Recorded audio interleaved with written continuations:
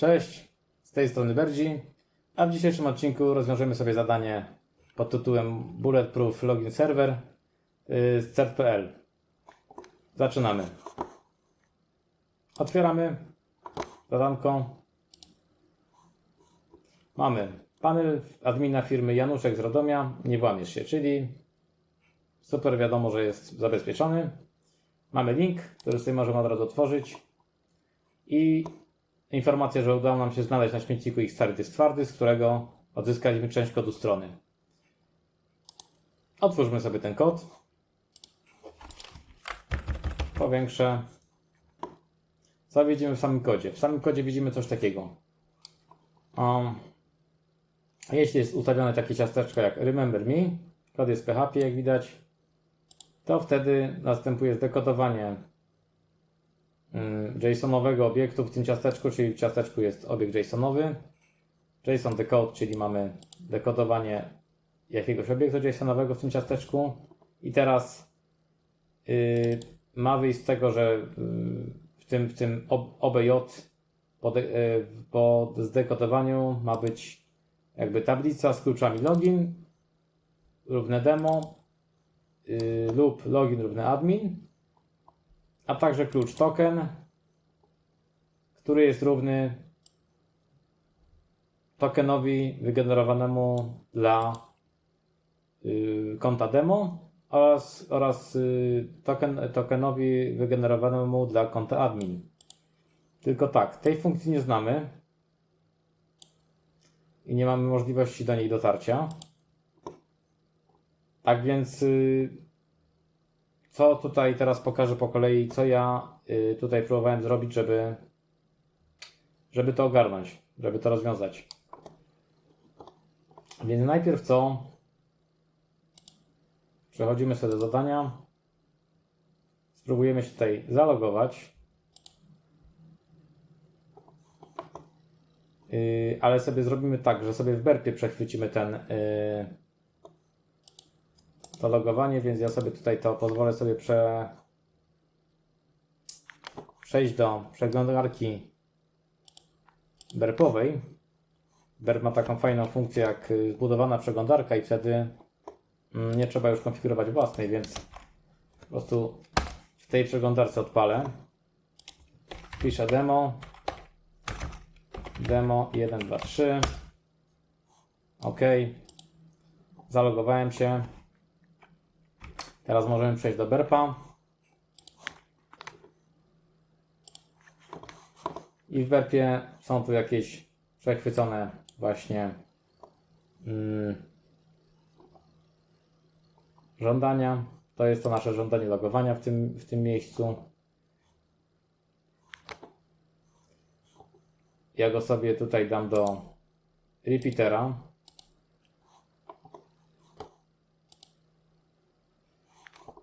Wtedy widać, że jest właśnie to nasze ciasteczko, ustawia nam się ciasteczko w tym miejscu.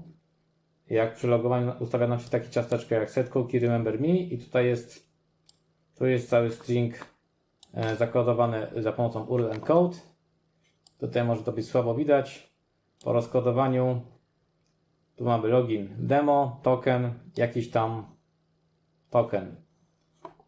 OK, dobra. Teraz w takim razie spróbujmy sobie wejść na taki adres jak admin w tej samej przeglądarce. A nie, jesteśmy na adminie, to moment. To może to już gdzieś mam to żądanie, zaraz zobaczymy. Tu mam to, o, i tutaj mam to żądanie. Do repeatera to przekazuję.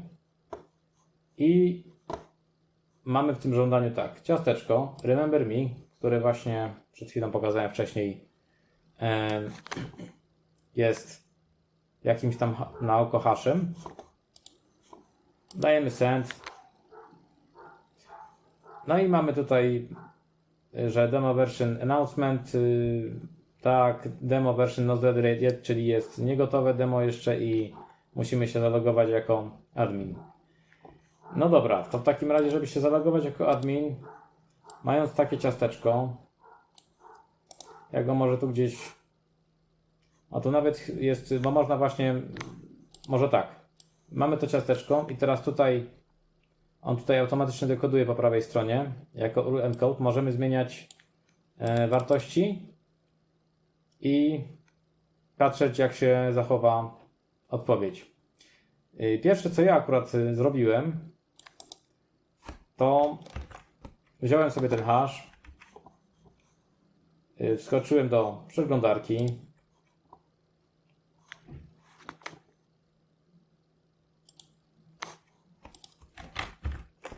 i próbowałem go rozwalić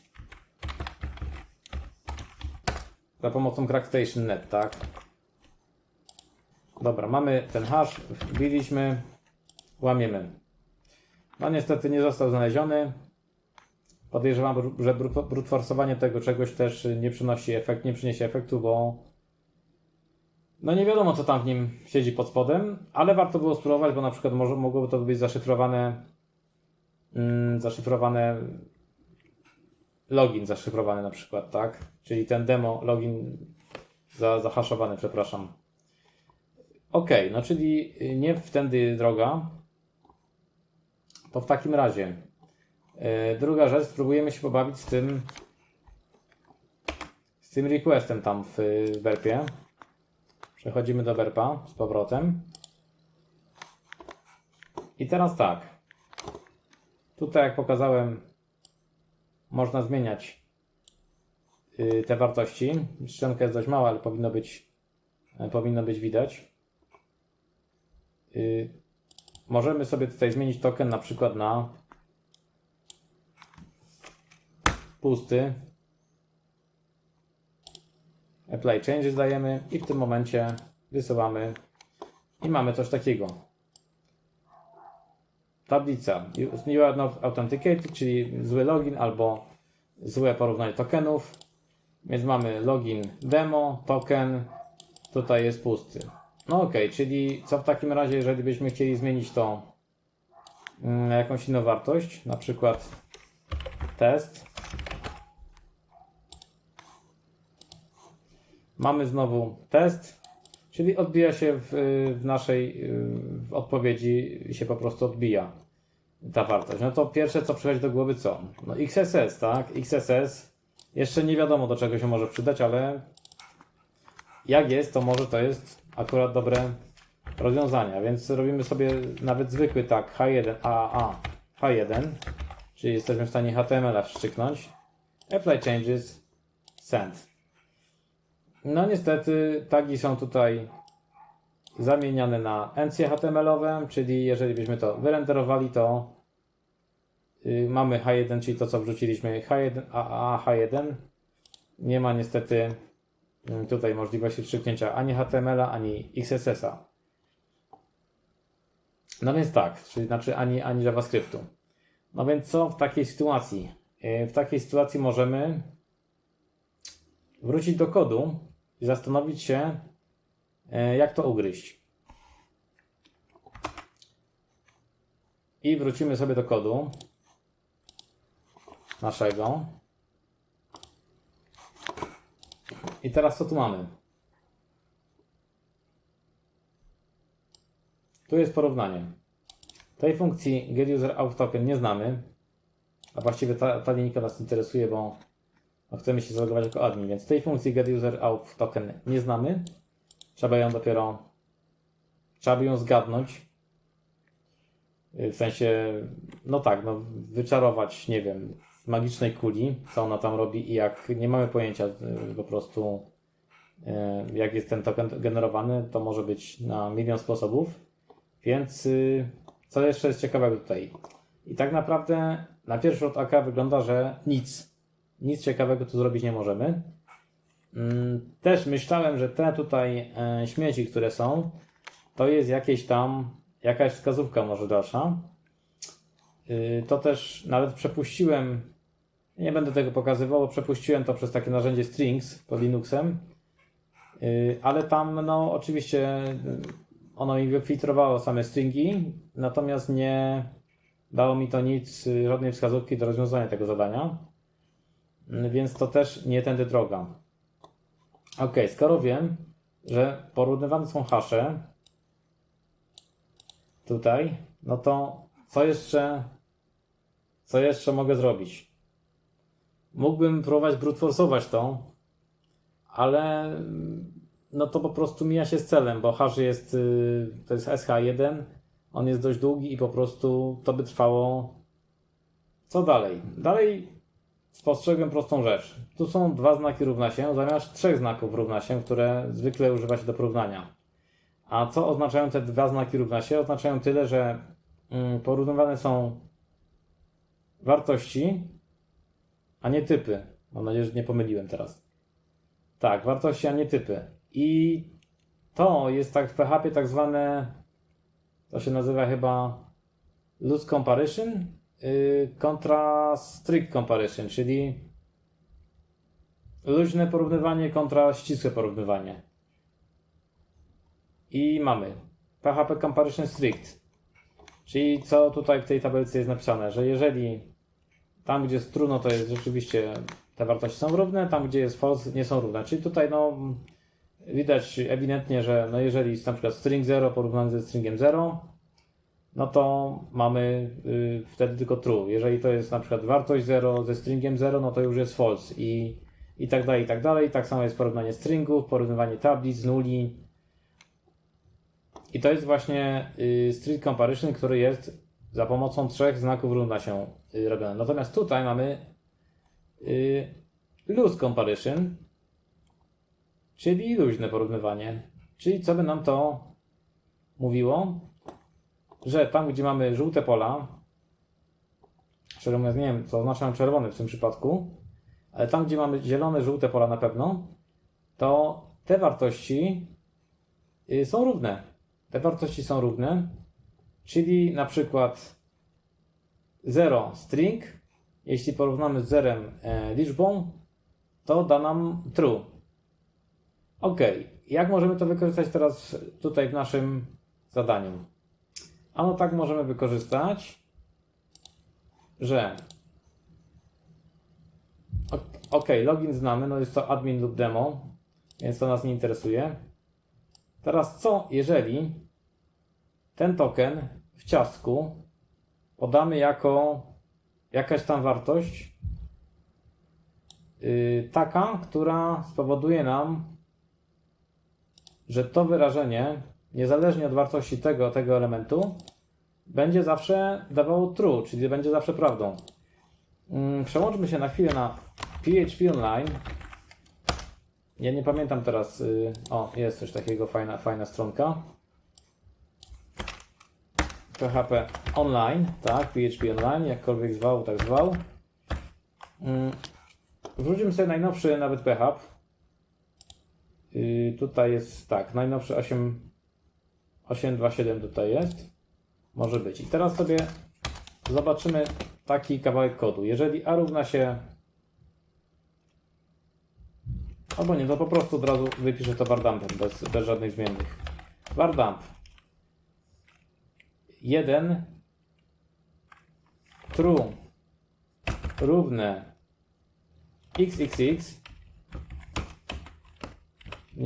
niech to wypisze, a w drugiej linii nam wypisze vardump true i tutaj zastosujemy właśnie podwójny równa się, może dla czytelności tak zrobię, równa się, kurczę, xxx. Ok, zapuszczamy ten kod. W pierwszym przypadku mamy wartość poolowską false. Jeżeli natomiast porównamy to za pomocą luźnego porównania, mamy wartość boolowską true, czyli ten warunek został spełniony. Co w takim razie? W takim razie jeszcze spójrzmy na naszą tabelkę. To jest true, czyli to jest jakaś tam wartość boolowska. Porównujemy ze stringiem dowolnym. Ok, czyli tutaj mamy w tych tabelkach przy mocnym porównaniu mamy, mówiłem tak, to jest true, czyli tutaj jest o true, tu jest true i porównamy to ze stringiem, tu jest jakiś string, to jest string na przykład w PHP, false. Przy natomiast porównaniu luźnym mamy true, porównywane jest tutaj z PHP stringiem i jest to true. Czyli dokładnie zgadza się z tym, co przed chwilą pokazałem. No i teraz nie pozostaje nam nic innego, jak spróbować zastosować to do naszego zadania. A więc wracamy do BERPA.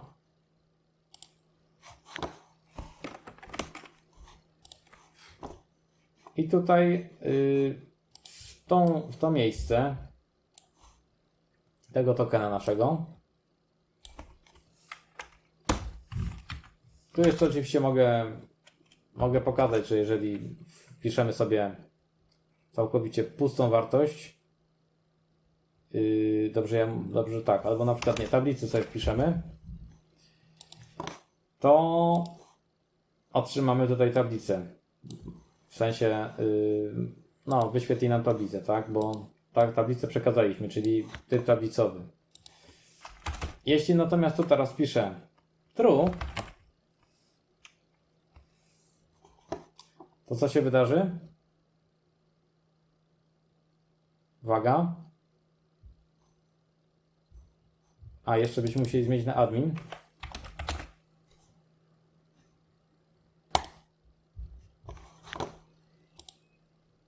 Mamy naszą flagę. Czyli co było błędem w tym kodzie?